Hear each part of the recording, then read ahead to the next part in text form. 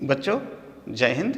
आज हम पाठ्य पुस्तक स्वाति कक्षा 12वीं विषय हिंदी विशिष्ट काव्यखंड राष्ट्र के श्रृंगार कवि हैं श्री कृष्ण सरल। आज इनकी कविताओं का हम अध्ययन करेंगे, व्याख्या करने का प्रयास करते हैं। आइए अब हम कवि श्री कृष्ण सरल के जीवन परिचय प्राप्त कर लेते हैं। अपने क्रांतिकारी लेखन से विश्व कीर्तिमान स्थापित करने वाले श्री कृष्ण सरल का जन्म 9 जून सन 1921 को मध्य प्रदेश के अशोक नगर में हुआ था। बचपन से ही वह कविताएं लिखने लगे थे। यद्यपि उन्होंने गद्य की सभी विधाओं में लिखा है, फिर भी मूल रूप में वह कवि थे। श्री कृष्ण सरल के मन में क्रांतिकारियों के प्रति पहले से ही अनुराग था। शहीद भगत सिंह पर महाकाव्य लिखने के बाद उन्होंने अजय सेनानी चंद्रशेखर आज़ाद, सुभाष चंद्र, जय सुभाष, शहीद अशफाक उल्ला खां, विवेक श्री, स्वराज तिलक, क्रांति ज्वाला, बागी करतार महाकाव्य लिखे। देशभक्ति भावना से ओतप्रोत सरल जी ने देशभक्ति को ही लेखन का केंद्र बनाया। उनकी क्रांति कथाएं भारतीय क्रांतिकारियों की एनसाइक्लोपीडिया हैं, जिसमें लगभग 2000 क्रांतिकारियों के जीवन वृत्त सम्मिलित हैं। गद्य के क्षेत्र में सरल जी ने कहानियाँ, उपन्यास, एकांकी, जीवनियाँ और निबंध लिखे हैं। गद्य रचनाओं में कालजयी सुभाष और क्रांति कथाएं अत्यंत विस्तृत हैं। नेताजी सुभाष पर भी श्री सरल ने 15 ग्रंथों का प्रणयन किया है। उनका कार्यस्थल उज्जैन रहा। सरल जी का लेखन इतिहास जैसा प्रामाणिक और शोधपूर्ण है। लेखन के लिए उन्होंने देश के भीतर और देश के बाहर अनेक यात्राएं की। उनका संपूर्ण जीवन राष्ट्र के लिए समर्पित था।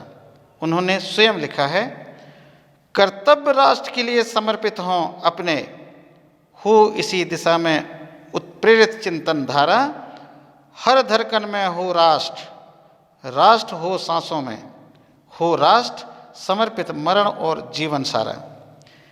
जिनकी साहित्य साधना गहन तपस्या थी, राष्ट्र जिनकी सांसों में बसता था, जो जीवित शहीद हैं, ऐसे सरल जी का देहांत 2 सितंबर 2000 को उज्जैन में हुआ। बच्चों, अब हम यहाँ कवि के जीवन परिचय से संबंधित प्रश्न पूछे जाते हैं, उसके प्रश्न को भी समझने का प्रयास करते हैं। यदि हम प्रश्न को भली भांति समझ जाते हैं, तब हम उसके उत्तर को और ठीक से प्रस्तुत कर सकते हैं। प्रश्न है, कवि श्री कृष्ण सरल का जीवन परिचय निम्नलिखित बिंदुओं के आधार पर दीजिए। पहला बिंदु, कोई भी 2 रचनाएं लिखिए। बिंदु नंबर 2, कला पक्ष और भाव पक्ष। बिंदु 3, साहित्य में स्थान। यदि इन तीनों बिंदुओं के आधार पर हम अपने उत्तर को प्रस्तुत करते हैं तो हमारा उत्तर पूर्ण हो जाता है। इसी प्रकार अन्य कवियों के संबंध में भी प्रश्न पूछे जाते हैं। बिंदु यही 3 होंगे जिन पर हमें अपने उत्तर को प्रस्तुत करना है। बच्चों, अब हम राष्ट्र के श्रृंगार नामक कविता के केंद्रीय भाव को भी अध्ययन कर लेते हैं। श्री कृष्ण सरल का संपूर्ण काव्य देश प्रेम से समन्वित भावनाओं का कोश है। सरल जी कहते हैं कि मेरे देश के गौरव, तुम्हें यह स्मरण रखना है कि हमें स्वाधीनता पाने की कीमत चुकानी पड़ी है।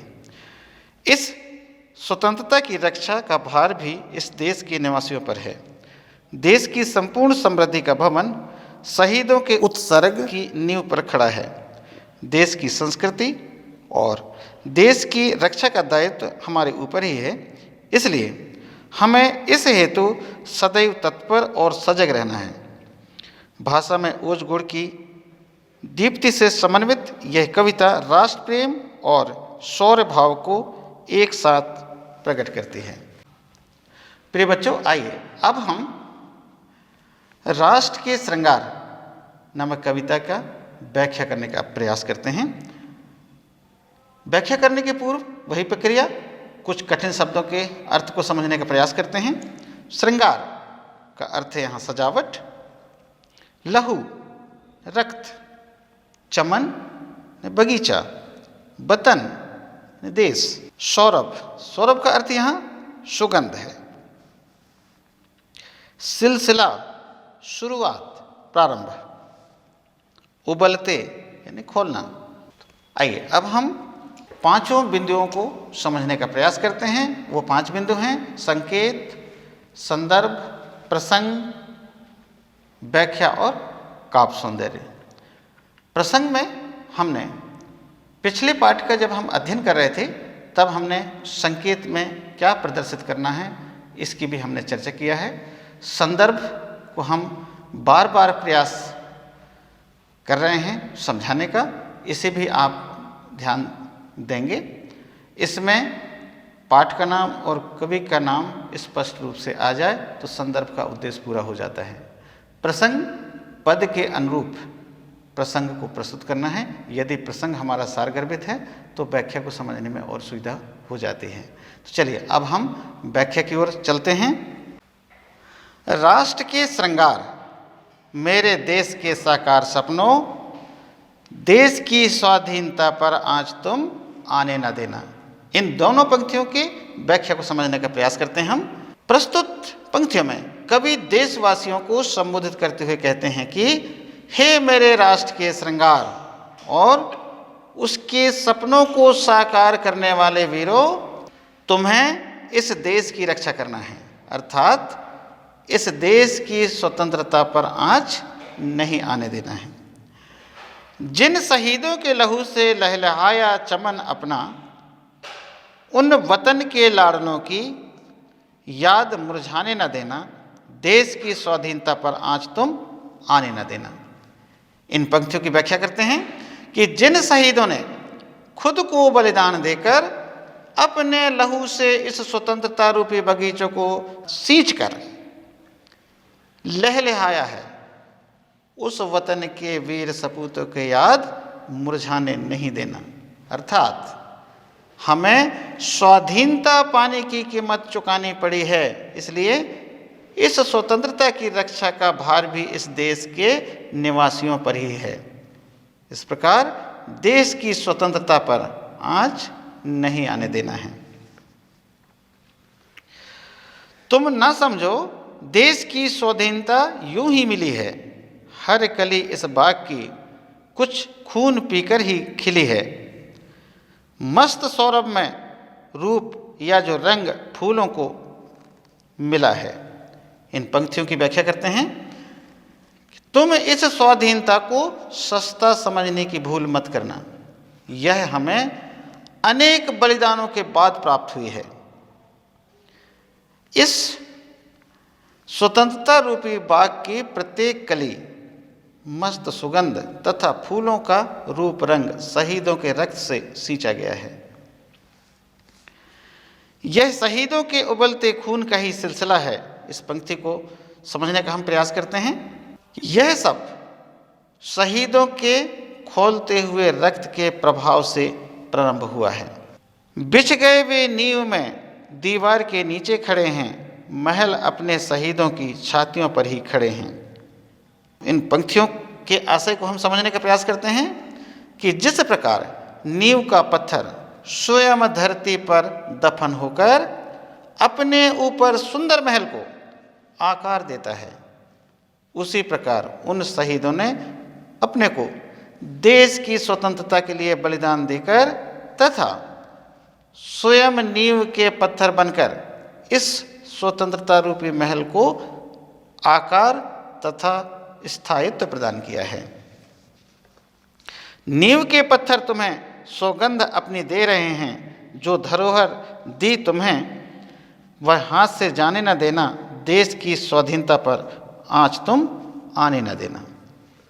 इन पंक्तियों का अर्थ है कि वे शहीद जो नींव के पत्थर बने हैं, आज वे सौगंध देते हैं कि इस स्वतंत्रता रूपी धरोहर को हाथ से नहीं जाने देना है, अर्थात इसकी रक्षा करते रहना है, इस स्वाधीनता पर आज नहीं आने देना है। प्रिय बच्चों, हम अब आगे के पद की ओर चलते हैं। उसी प्रकार हम सबसे पहले कठिन शब्दों को समझने का प्रयास करते हैं। भेड़िए देशद्रोही, सिसकियां यानी रोना, ध्वंस नष्ट करना, शीशे न तोड़ना, इसका आशय है कि देश की संपत्ति को क्षति नहीं पहुंचाना है। सियार, सियार का यहाँ भाव है अंग्रेजों से और सिंह का भाव यहाँ पर भारतीयों से है।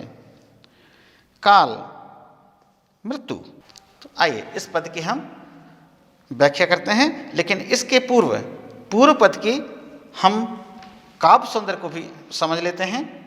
पहला ओजगुड़ का प्रयोग, दूसरा वीर रस का समावेश, तीसरा खड़ी बोली का प्रयोग, चौथा साकार सपनों में अनुप्रास अलंकार है, पांचवा प्रतीकों का प्रयोग, बिंदु नंबर 6 पंक्ति विन्यास तथा शब्द क्रम व्यवस्थित हैं। देश के भूगोल पर जब भेड़िए ललचा रहे हों, देश के इतिहास को जब देशद्रोही खा रहे हों।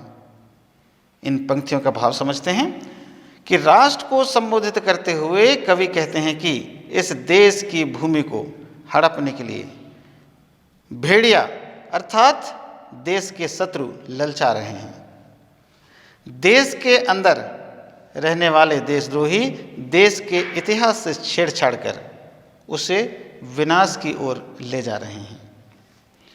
देश का कल्याण गहरी सिसकियां जब भर रहा हो, देश के निर्माण को जब ध्वंस डटकर चल रहा हो, इन देशद्रोहियों के कारण आज इस देश की उन्नति तथा विकास गहरी सिसकियां लेकर रो रही है, अर्थात इस देश की प्रगति पतन की ओर अग्रसित होते हुए महसूस कर रही है। देश के कल्याण तथा निर्माण को ये देशद्रोही ध्वंस कर रहे हैं। आग यौवन के धनी तुम खिड़कियां शीशे न तोड़ो, भेड़ियों के दांत तोड़ो, गर्दन उनकी मरोड़ो। इन पंक्तियों की हम व्याख्या को समझने का प्रयास करते हैं। ऐसे विकराल समय में कवि उन नवयुवकों का आह्वान कर रहे हैं कि जिनके हृदय में क्रोध की अग्नि भभक रही है। उनसे कवि कह रहे हैं कि तुम व्यर्थ में आपस में मत लड़ो और देश की संपत्ति को नुकसान मत पहुंचाओ। ऐसा करके अपनी बल का ह्रास मत करो। तुम वीर पूर्वजों के संतान हो। तुम उन भेड़ियों देशद्रोहियों के दांत ही नहीं तोड़ो, बल्कि उनकी गर्दन मरोड़कर मृत्यु के घाट उतार दो। जो विरासत में मिला वह खून तुमसे कह रहा है, सिंह की खेती किसी भी सियार को खाने न देना, देश की स्वाधीनता पर आंच तुम आने न देना। पुनः कवि लिखते हैं कि जो स्वतंत्रता हमें विरासत से मिला है और इसे प्राप्त करने वाले उन वीर शहीदों के खून पुकार रहा है कि किसी सिंह की खेती को सियार न खाने पाए। इसलिए तुम्हें सदैव तत्पर और सजग रहकर इस देश की स्वतंत्रता पर आंच नहीं आने देना। प्रिय बच्चों, हम आगे के पद की ओर चलते हैं।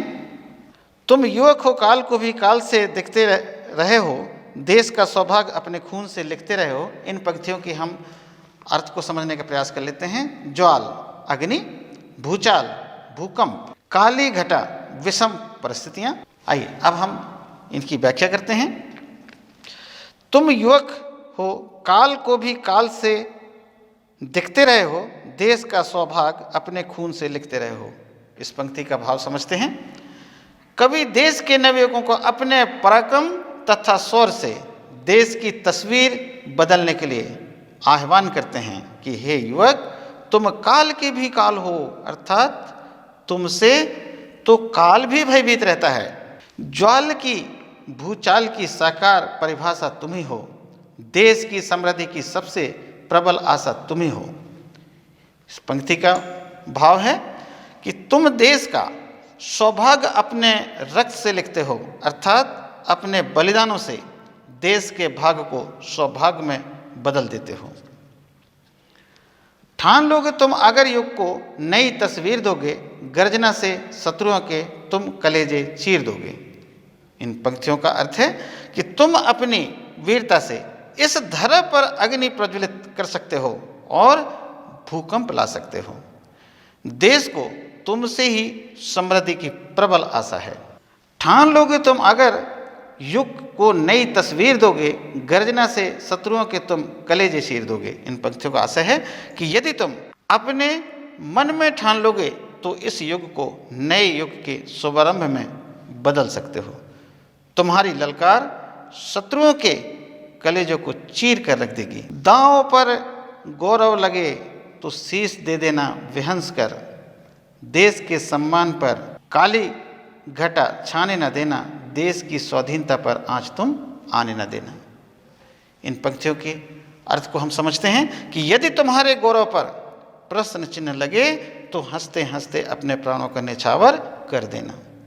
तुम्हें ध्यान रखना है कि इस देश के सम्मान पर कभी काली घटा छाने नहीं देना, अर्थात विषम परिस्थिति नहीं आने देना है। इस प्रकार इस देश की स्वाधीनता पर आँच कभी नहीं आने देना है। प्रिय बच्चों, हम आखिरी पद की ओर चलते हैं और इसकी व्याख्या करने का प्रयास करते हैं। सबसे पहले प्रक्रिया वही, कुछ कठिन शब्दों के अर्थ का लिखने का प्रयास करते हैं। शिला चट्टान, उत्थान उन्नति, कजलाने बुझने। आइए अब हम व्याख्या करते हैं।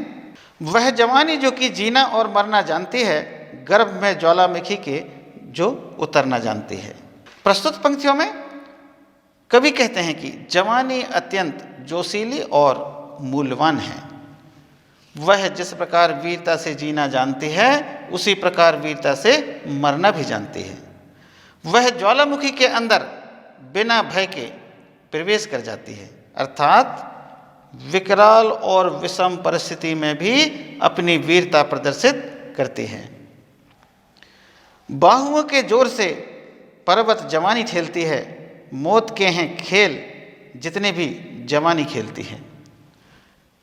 कवि आगे लिखते हैं कि अपनी भुजाओं के बल से जवानी पर्वतों को भी धकेल देती है।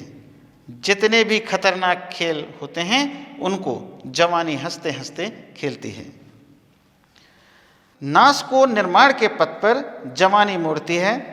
वह समय की हर शिला पर चिन्ह अपने छोड़ती है। देश का उत्थान तुमसे मांगता है नौजवान, दहकते बलिदान के अंगार कजलाने न देना, देश की स्वाधीनता पर आँच तुम आने नहीं देना। इन पंक्तियों की व्याख्या को समझने का प्रयास करते हैं।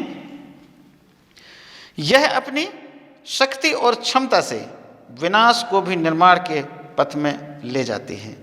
यह अपनी वीरतापूर्ण कार्यों के द्वारा शिला पर अपने शुभ कार्यों के चिन्ह छोड़ देती है, अर्थात जवानी के वीरतापूर्ण कार्य इतिहास में स्वर्ण अक्षरों में लिखे जाते हैं।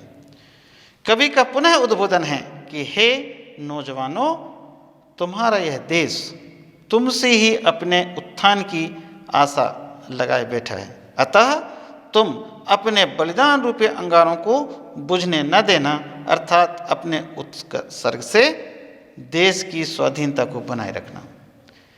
इस प्रकार देश की स्वाधीनता पर आँच नहीं आने देना। प्रिय बच्चों, इस प्रकार राष्ट्र के श्रृंगार नामक कविता की व्याख्या यहाँ पर समाप्त होता है। अब हम प्रश्न उत्तर की ओर आगे चलते हैं। प्रिय बच्चों, अब हम अभ्यास के लिए प्रश्न दिए हुए हैं उनकी तरफ चलते हैं। ये वही प्रश्न हैं जो पाठ्य पुस्तक के पाठ के अंत में दिए हुए होते हैं और ये परीक्षाओं में पूछे जाते हैं, तो हमें इन्हें समझने का भी हम प्रयास करते हैं। नींव के पत्थर से कवि का क्या तात्पर्य है? किस धरोहर को हाथ से ना जाने की बात कही गई है? प्रश्न नंबर 3, देश की समृद्धि की प्रबल आशा से क्या तात्पर्य है? प्रश्न नंबर 4, वतन के लाडलों से क्या अपेक्षा की गई है? प्रश्न नंबर 5, दांव पर गौरव लगे शीश दे देना विहंस कर पंक्ति से कवि ने क्या भाव व्यक्त किया है? प्रिय बच्चों, अगर हमने व्याख्या को भली भांति समझ लिया है तो इन सभी प्रश्नों के उत्तर हमें सरलता से प्राप्त हो जाएंगे। इसलिए बार बार व्याख्या को समझने का प्रयास करें, लिख करके अध्ययन करते रहें और अभ्यास करते रहें। इस प्रकार ये हमारी कविता की व्याख्या यहीं पर समाप्त होता है। चूँकि समय सीमा का बंधन होता है, इसलिए पुनः हम सभी से एक बार अभिवादन करते हैं। जय हिंद।